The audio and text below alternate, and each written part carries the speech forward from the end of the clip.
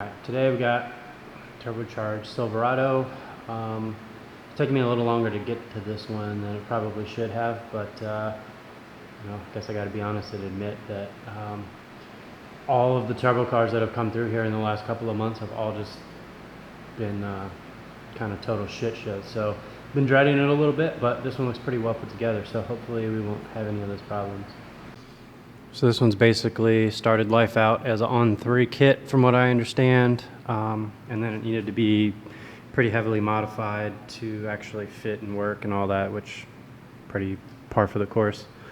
It has a TurboSmart boost controller, which usually you need a damn rocket scientist degree to figure out how to remember how to push and hold all the buttons and hold this one and tap that one and honk the horn 3 times, and so that should be fun.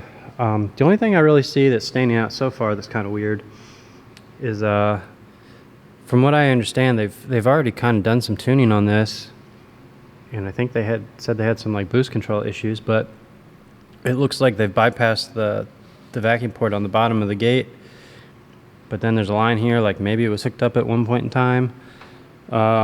So I have to investigate that a little bit. I'll probably just have to throw a T-fitting in it and theoretically should be good to go. I'm actually using the customer's HP tuner cable and laptop for this one.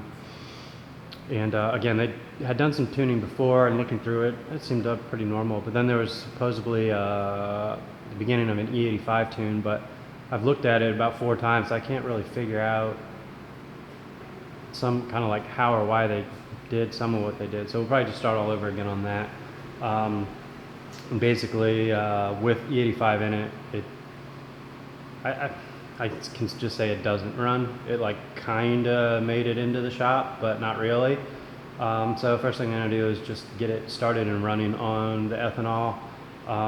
Assuming that goes as planned, then I'll back it up, throw it on the dyno. So some shit, I don't know.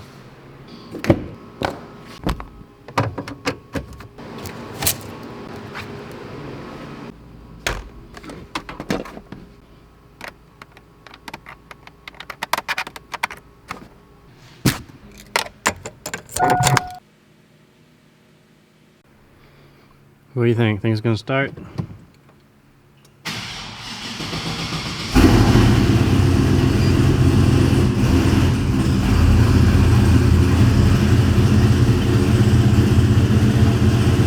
Not too bad. All right, let's put this thing on the dyno. Absolutely sweating to death. I can't deal with his laptop. It's just unbearable. So now I got to figure out how to transfer over his application key into my laptop and transfer all this shit. It's gonna be a huge pain in the ass, but anything's better than this. I might pass out. But I've been dialing in the VE table. It's doing some really weird thing where you let off the throttle like, I don't know, maybe 5-10%, and then like the tone of the engine would totally change, and the timing was going all like retarding itself 20 degrees. So I was just digging around, and I think I found what's going on with all that. So I'm going to try that. And then probably going to just disconnect the boost controller altogether and try and make some runs on just the gate, and hopefully everything will work out. I made a first baseline run. Actually, it doesn't look too bad, but it was super rich, kind of as anticipated. I still don't like what the boost is doing. So I have the boost control solenoid just completely unhooked, so it's just on the gate. I'm actually gonna hook up well, shit, god damn it. So my computer randomly just did an update and deleted the log I did and the file I had, so that was awesome. Let's try and make a run real quick.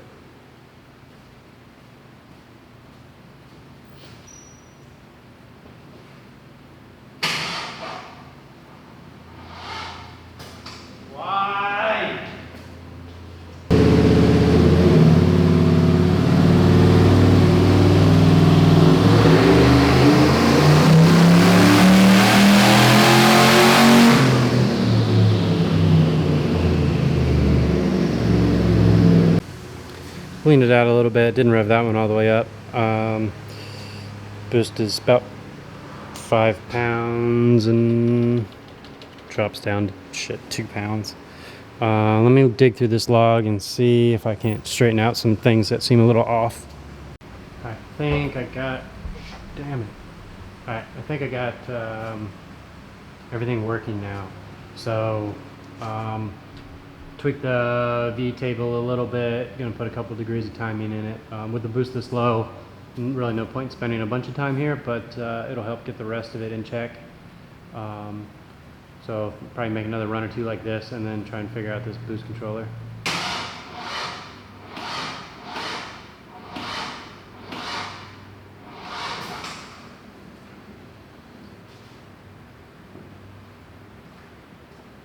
Now the jump box is dead too. Kind of wish I was dead. Luckily he actually brought another battery. I don't really have the energy to put it in, but I don't have much of a choice right now, so let's throw this thing in there.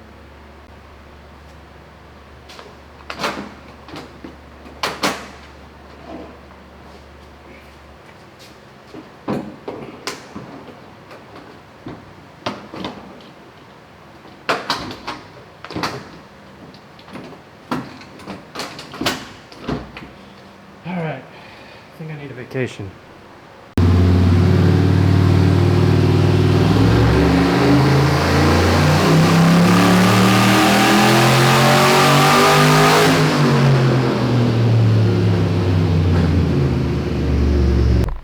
Alright, I haven't used one of these eBoost 2 things in years, so let's see if we can't figure this thing out real quick.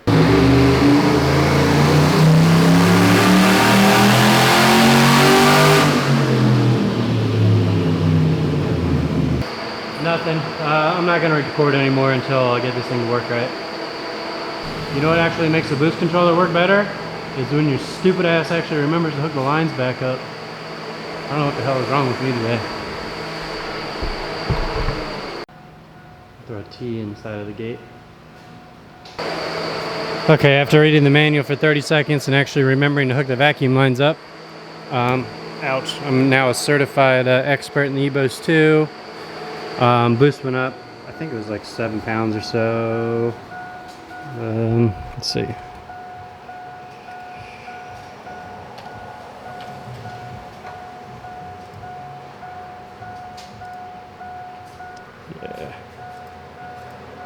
Yeah, like 7, 8 pounds. It had pretty bad misfire. I don't know, maybe it needs plugs, hopefully not. It also might just not have enough timing in it to do anything. So I'm gonna go and analyze some things and try it again. So without looking at anything else, I'll tell you right now, that's why it's misfiring. Plugs appear to look fine and gap down pretty tight.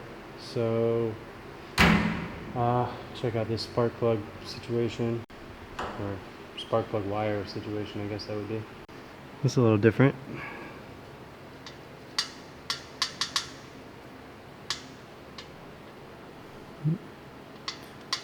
Can't tell yet if... Oh yeah, there you go.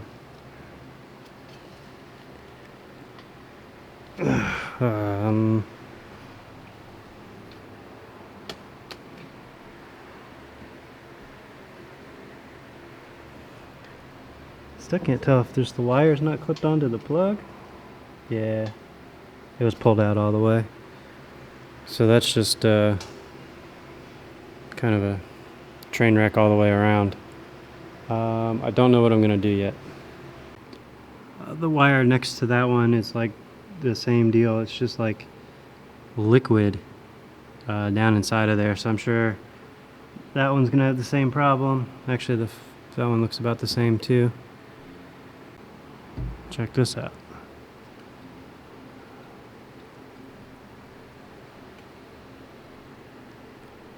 Ow.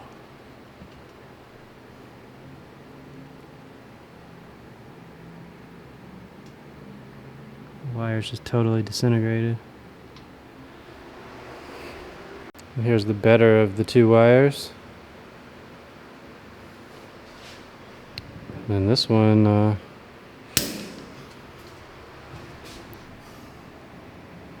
just stayed on the wire.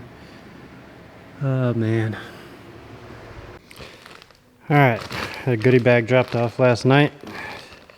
Try and swap some wires around and get started again. And cross our fingers and toes that we can make a little bit more progress today than yesterday. And hopefully it'll make a little bit of power.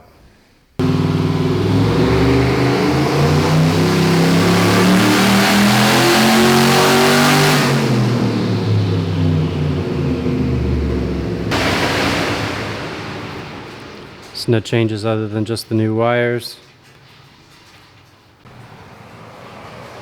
So 8 pounds up top and falls to 7. Halfway wondering if this thing doesn't have a boost leak. It idles pretty high even with the set screw all the way down.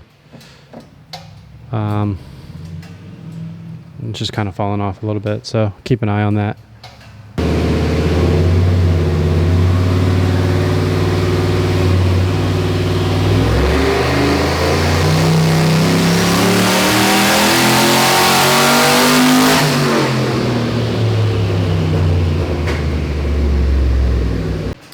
Turn the boost up, it went down. Given that it's got like 2-pound springs in it, it might just need some CO2 to turn it up anymore. I'm gonna try regulator, bypass the boost controller, and just use compressed air as if it's CO2 and see what that does. But the graph looks real nice. This is actually with 2 degrees less timing too. Shop air, regulator, going to the top of the gate, and right now we got about 10 pounds on it, so let's try this.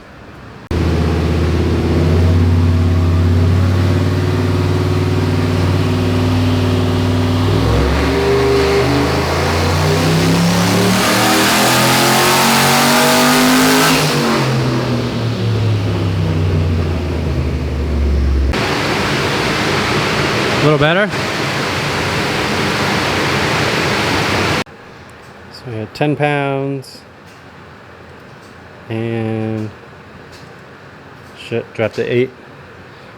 So that's with quote unquote CO2 on top of the gate, so it's not like a boost controller issue. So it's either an airflow issue or a leak of some sort.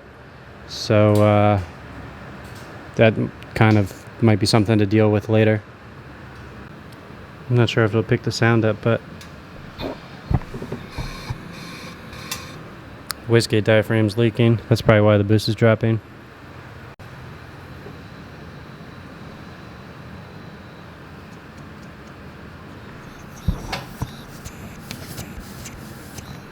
It's looking pretty bad actually.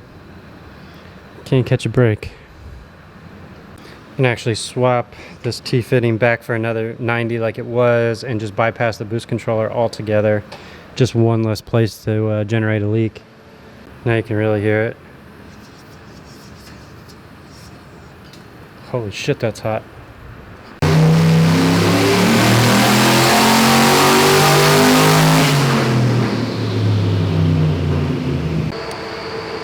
If the boost wasn't dropping off, that'd be a beautiful looking dyno graph. So we got about 13 pounds and dropped to 11. Turning up another 5 pounds on top of the gate or so. Lord only knows how much is leaking past the diaphragm.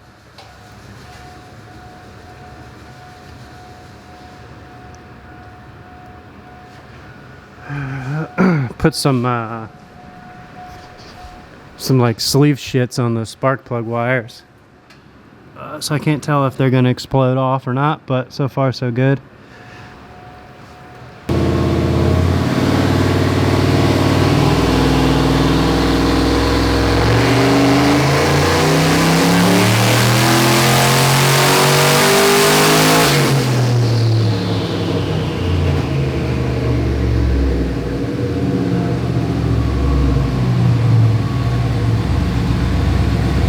Well, that's literally the last thing that the world needs right now.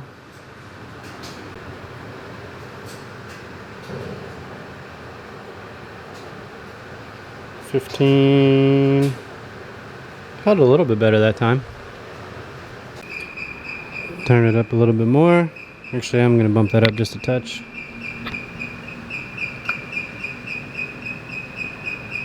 That looks about right.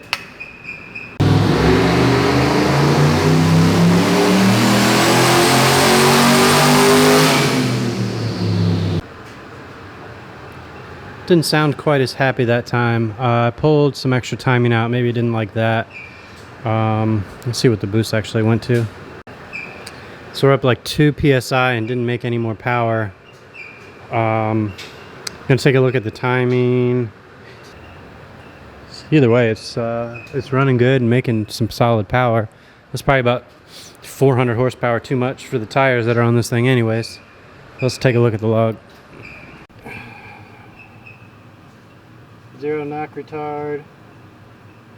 Air fuel's rock solid.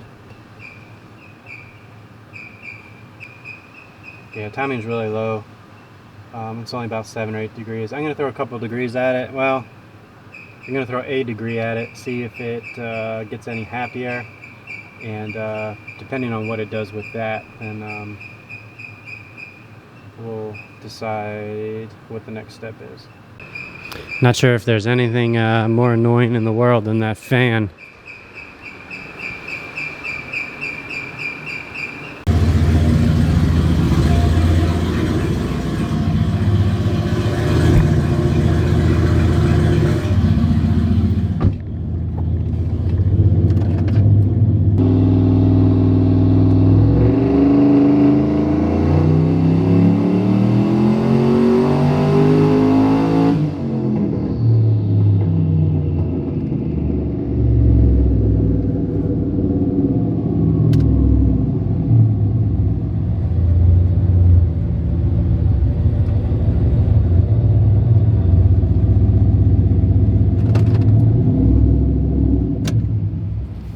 Well, that really brought it to life. Now it's done everything I wanted it to do.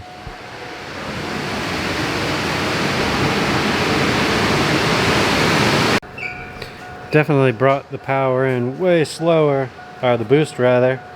That's kind of out of my control though. That's just going to be probably the diaphragms. Yeah, that's awesome. 17 pounds. I can work with that. Now it's the classic decision of, do we add more timing or more boost? I think I'm gonna go with boost and bump that up a few more pounds, and ouch, who knows, maybe there's a couple more horsepower left in it. This thing is just gonna be ridiculous to drive. It's a lot of added pressure for the amount of boost it's making. Alright, everybody do a little voodoo dance and see if it'll make 750.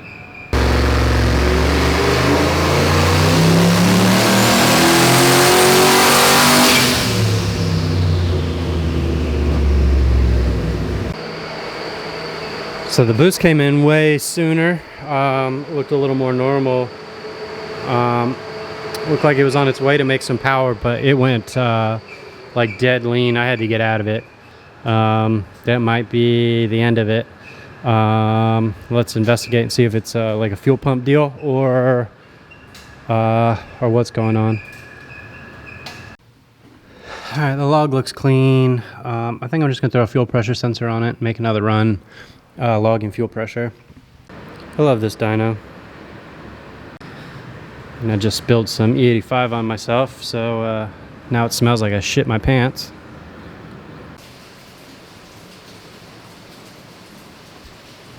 Yeah, so as expected, fuel pressure's dropping, so that's probably gonna be the end of it here. Let me just once over everything, make sure something goofy's not going on.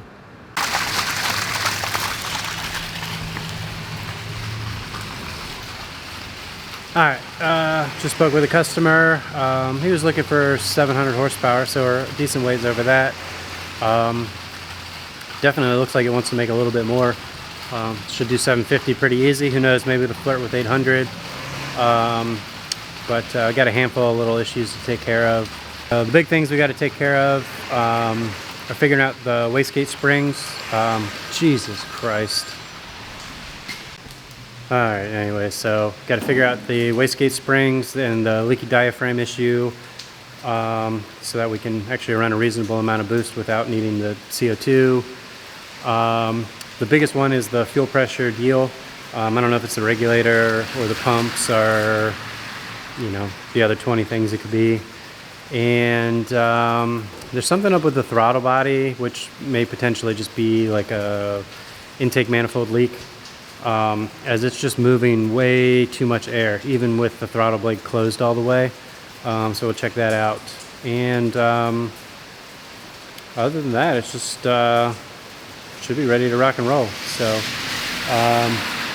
gonna take this thing off the dyno and probably call it quits for the day.